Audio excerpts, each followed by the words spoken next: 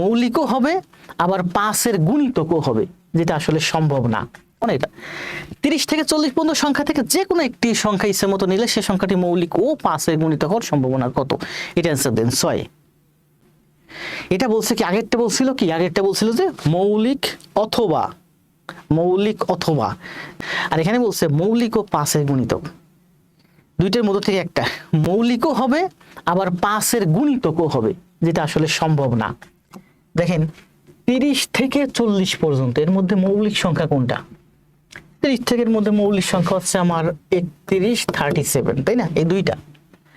আবার বলছে মৌলিকও হবে প্লাস 5-এর গুণিতকও হবে। তো 5-এর গুণিতক কোনটা কোনটা? 5-এর গুণিতক হচ্ছে 30, 35 আর 40। তো মৌলিকও হবে আবার 5-এর গুণিতক হবে, যা সম্ভব না। ঠিক আছে, এগুলো কিন্তু মৌলিক, আবার 5-এর গুণিতক, 5-এর গুণিতক হলে তো তার মৌলিক হয় না। 5-এর গুণিতক কেমন? 5-এর গুণিতক যেমন 20, 5-এর গুণিতক 40, 5-এর গুণিতক 60, 5-এর গুণিতক 65, এগুলো তো মৌলিক না। তার মানে অ্যান্সার হবে কোনোটি না।